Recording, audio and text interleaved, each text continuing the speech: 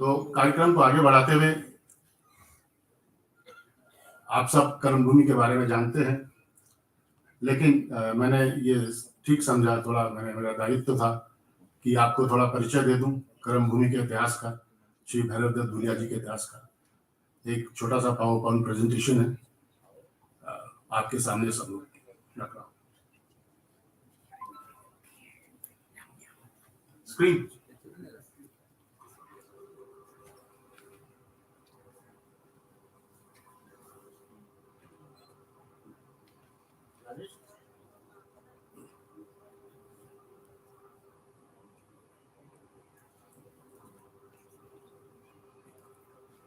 Rajesh,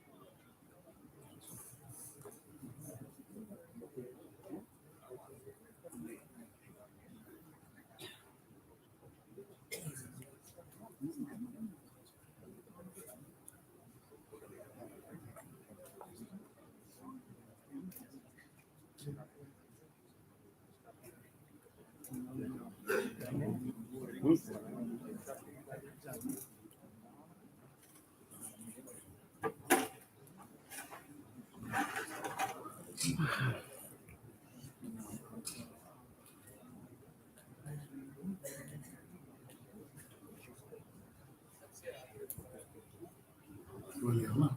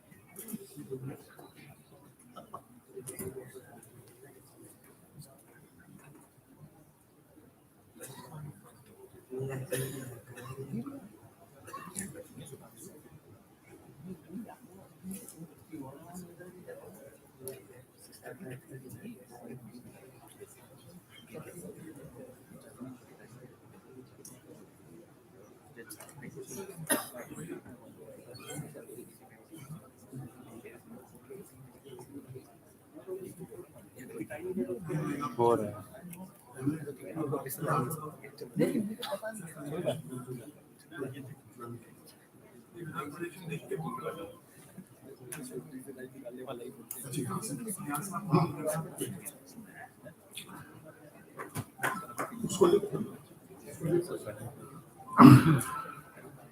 projection नहीं आ रहा है, लेकिन मैं अपने लैपटॉप से आपके सामने रखता हूँ। भैरव दत्त धुलिया कर्मभूमि परिचय। भैरव दत्त धुलिया का जन्म 18 मई 1901 ग्राम बदनपुर पौड़ी गढ़वाल में हुआ था। प्रतिष्ठित परिवार था। दो भाई थे, श्री राम बड़े भाई ज्योतिष शास्त्री एवं पारंगत पंडित, पिता हरिदत्त सभी ग्रामीण कार्यों में निपुण। 14 वर्ष तक पढ़ाई घर में और गांव के बनकंडी स्कूल में की। इसके अलावा आपको 3 संस्कृत पंडितों ने घर पर शिक्षा दी। इसके बाद पढ़ाई के लिए भैरव दत्त जी दुगड्डा गए और कई योग्य व्यक्तियों से उनका संपर्क हुआ, जिसमें थे मुख्य पंडित धनीराम शर्मा, पंडित ताराधर गहरोला, पंडित मथुरा प्रसाद नैथानी, डॉक्टर जोत सिंह नेगी तहसीलदार, पंडित धनीराम खेड़ी ठेकेदार, सरदार बहादुर नारायण सिंह नेगी पीपली वाले, पंडित गिरिजादत्त नैथानी संपादक गढ़वाल समाचार। इसके बाद उनका विवाह डुगड्डा के छात्र जीवन में हुआ। उनकी उम्र 14 वर्ष थी, पत्नी की उम्र 9 वर्ष। विवाह चमेटा गांव के पंडित केवल राम शर्मा की पुत्री से हुआ, एक संपन्न ठेकेदार थे। विवाह धूमधाम से हुआ। धुलिया परिवार पुरोहितों का परिवार था, अच्छी खासी यजमानी थी। बारात करीब 600 लोगों की थी। मदनपुर से चमेटा की दूरी 12 से 14 मील थी। बारात करीब 2 मील की थी। विवाह पश्चात पत्नी 1-2 दिन बाद वापस मैके चली गई और फिर 3 वर्ष बाद आई। 1918 में आगे की पढ़ाई के लिए Banaras Queens College Varanasi Sanskrit College में गए। संस्कृत प्रथमा और मध्यमा उत्तीर्ण की। उन्हें श्रेष्ठांक पुरस्कार मिला। कई प्रख्यात पंडितों के संपर्क में आए। इसके बारे में उन्हें अपने संस्मरण में, जो कि पहाड़ में सबसे पहले छपा था, काफी विस्तार से लिखा है कि कैसे बनारस के पंडितों ने उनको प्रभावित किया और कैसे कैसे वहां विद्वान थे। 1920 में असहयोग आंदोलन के समय गांधी जी के संपर्क में आए और कांग्रेस के सदस्य बने। शायद गढ़वाल के प्रथम सदस्यों में एक होंगे। गढ़वाल के कुली बेगार आंदोलन में बढ़कर हिस्सा लिया और सफलता प्राप्त की। असहयोग आंदोलन के पश्चात तिबिया कॉलेज दिल्ली में आयुर्वेदिक शिक्षा शुरू की। 1 वर्ष बाद हरिद्वार आ गए, क्योंकि कुछ शिक्षक जो अच्छे थे तिबिया कॉलेज में, वो हरिद्वार आ गए थे। और 2 वर्ष बाद प्रथम श्रेणी में आयुर्वेद शास्त्री की उपाधि प्राप्त की। 1925 में पुनः बनारस लौटे। ज्ञान और पढ़ाई की लालसा के लिए अंग्रेजी पढ़नी शुरू की। बीएससी फार्मास्यूटिकल केमिस्ट्री में किया, पर फाइनल परीक्षा नहीं दे पाए आंदोलन की वजह से। इसी बीच लोहिया जी से संपर्क हुए, जो धुलिया जी के साथ करीब 1.5 महीने रहे। अपने संस्मरण में धुलिया जी ने लिखा है कि बराबर छात्रों के बीच गोष्ठी होती थी। एक दिन ईश्वर है या नहीं विषय पर लोहिया जी और धुलिया जी में एक भाषण हुआ। लोहिया जी इसके समर्थक थे कि ईश्वर का मानना अनावश्यक है, यह बात तथ्यपूर्ण नहीं है। लोहिया जी की आचार संहिता भी साम्यवादी जैसी थी। वे भारतीय आचार संहिता के आलोचक थे। ये धुलिया जी का विचार है। 1935 में काशी विद्यापीठ के कुमार विद्यालय में अध्यापक की नियुक्ति हुई। 1 वर्ष बाद पटना चले गए। श्री देवव्रत शास्त्री के नवशक्ति दैनिक अखबार के संपादकीय विभाग में। पहला देशव्यापी चुनाव हो रहा था गवर्नमेंट ऑफ इंडिया एक्ट के बाद 1937 में। चुनाव का प्रचार चल रहा था, जिसकी खबर वो अखबार में लिखते थे। नेहरू जी और अन्य राष्ट्र नेताओं के भाषण पर टिप्पणी करते थे। चुनाव पश्चात अखबार बंद हो गया और वह पुनः बनारस आ गए कुमार विद्यालय। पटना संपादक का तजुर्बा काफी कारगर सिद्ध हुआ धुलिया जी के लिए, जब उन्होंने कर्मभूमि शुरू की। गढ़वाल वापस आ गए और राष्ट्रीय आंदोलन में हिस्सा लेने लगे। श्री भक्त दर्शन और अन्य सदस्यों के साथ मिलकर कांग्रेस और जन संघर्ष को मजबूत किया। धुलिया जी खुद ऑल इंडिया कांग्रेस कमेटी के सदस्य थे।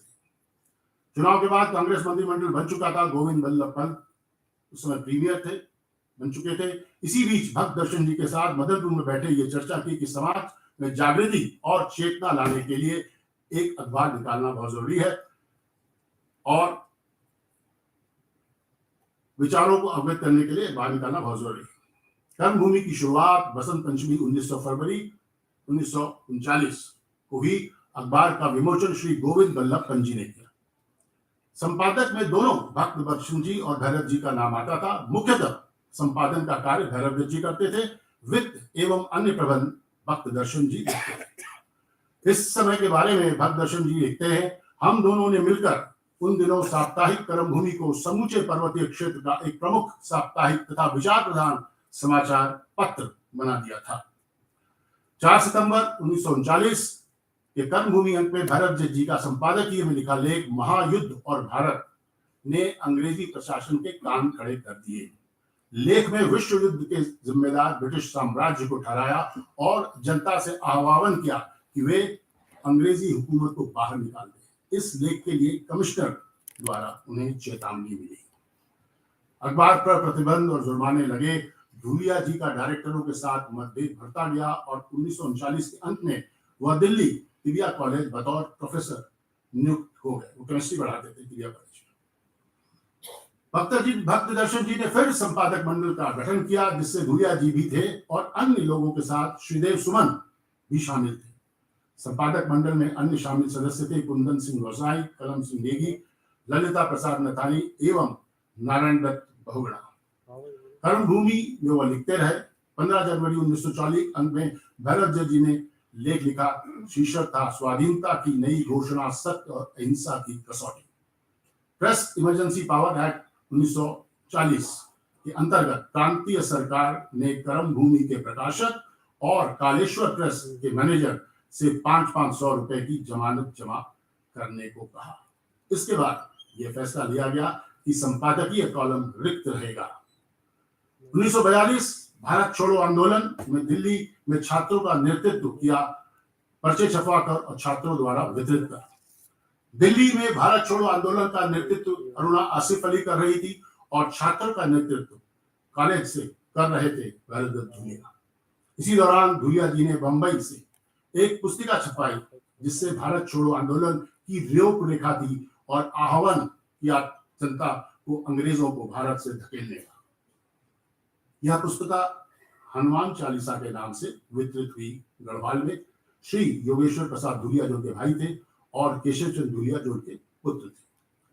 गढ़वाल में डाडामंडी और उदयपुर इलाके में इसके वितरण से सनसनी मच गई, पर एक जासूस ने पुलिस को खबर कर दी। नतीजा ये कि पौड़ी से एसडीएम मल 1 दर्जन पुलिस कर्मियों को लेकर दिल्ली पहुंच गए और धुलिया जी के करोल बाग निवास को घेर लिया। रात भर तलाशी चलती रही, पूरा घर उलट पुलट कर दिया गया, कई महत्वपूर्ण दस्तावेज बिखर गए और फिर न मिले।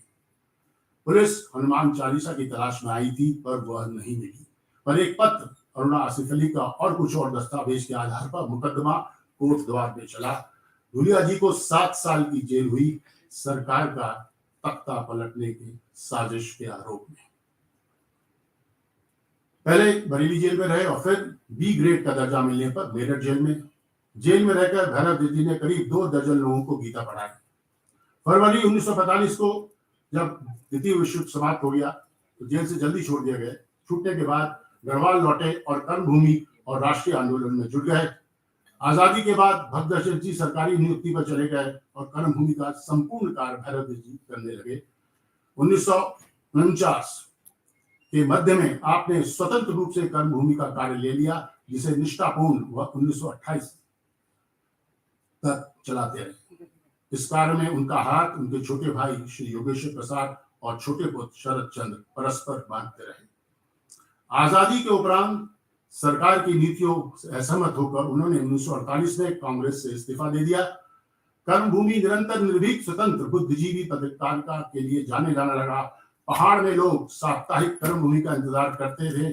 गांवों में जिनकी आवाज वह बन चुका था। गढ़वाल रेजिमेंट के जवान अपनी यूनिट में यह पत्रिका मंगवाते थे ताकि गढ़वाल और घर की खबर मिलती रहे।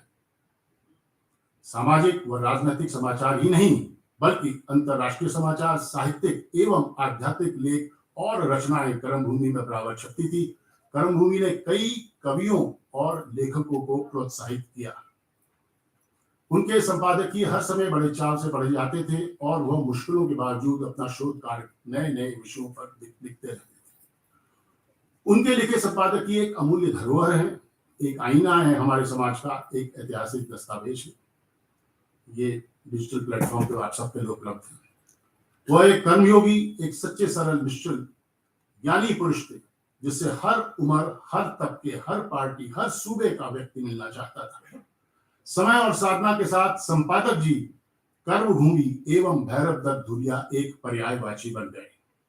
ज्यादातर लोग धुलिया जी को संपादक जी के नाम से संबोधित करते थे। यह उनकी सबसे बड़ी कमाई उपलब्धि थी। उन्होंने कभी सरकारी पद की कामना व कोशिश नहीं की। राष्ट्रीय आंदोलन को वो के त्याग वो एक कर्तव्य मानते थे और कर्मभूमि के जरिए वह उसे आगे पूरा कर रहे थे। देश में कांग्रेस की नीतियां और सरकार की असंतुष्ट होकर उन्होंने 1962 और 1967 का विधानसभा चुनाव लड़ा। 1962 में वे हारे और 1967 में विजयी हुए। वे निर्दलीय लड़े और मुख्यमंत्री और अन्य पार्टियों के निवेदन के बावजूद कोई मंत्री पद स्वीकार नहीं किया। सम्मिलित सरकार के असंतुष्ट काम से दुखी होकर उन्होंने करीब 7 महीनों में ही त्याग पत्र दे दिया। कुछ दिन बाद सरकार खुद गिर गई। जब भी कोई प्रतिष्ठित व्यक्ति प्रदेश, केंद्र व भारत के किसी कोने से गढ़वाल आता तो संपादक जी से जरूर मिलता। नेता, सरकारी अफसर, कवि, कलाकार, शिक्षक, वह सत्संग में विश्वास रखते थे और खुद भी नए लोगों से मिलकर ज्ञान वर्धन करना चाहते थे। उनका जीवन संघर्ष में तो था ही, हर पड़ाव पर निजी दुख का सामना करना पड़ा। जब वो जेल में थे तो उनकी पत्नी, पुत्र और भाई गुजर गए। जेल से छूटने के बाद उनके पिता नहीं रहे। वृद्धावस्था में उनके ज्येष्ठ पुत्र की मृत्यु हो गई। सब चोट सहकर वह पत्रकारिता करते रहे। उनका लंबा समय शिक्षा और ज्ञान वर्धन में बीता, जो आगे चलकर लेखन और जीवन में अत्यंत उपयोगी सिद्ध हुआ। वह त्रिमुखी शिक्षा के धनी थे। प्रथम अपने घर पर पारंपरिक संस्कृत शिक्षा पुरोहितों द्वारा, दूसरा भारतीय पद्धति से संस्कृत शिक्षण एवं आयुर्वेद शास्त्री की उपाधि, तीसरा औपचारिक अंग्रेजी शिक्षा जिससे अंग्रेजी, साइंस, बायोलॉजी, केमिस्ट्री, फार्मास्यूटिकल पढ़ी। राष्ट्रीय आंदोलन की भागीदारी उनकी गढ़वाल जिलों तक सीमित ही नहीं थी। वह जहां भी रहे वहां समाज में सक्रिय रहे। पहले बनारस में असहयोग आंदोलन में, बाद में गढ़वाल में संघर्ष, दिल्ली तिरिया कॉलेज में प्रोफेसर और बनारस में शिक्षक और पटना में संपादक कार्य। भारत छोड़ो आंदोलन के समय वह केंद्र स्तर पर छात्रों का नेतृत्व व संचालन कर रहे थे। अरुणा आसिफ अली और अन्य लीडर उनके संपर्क में थे। दिल्ली से वह गढ़वाल को प्रेरित कर रहे थे अपने गुप्त पर्चों द्वारा।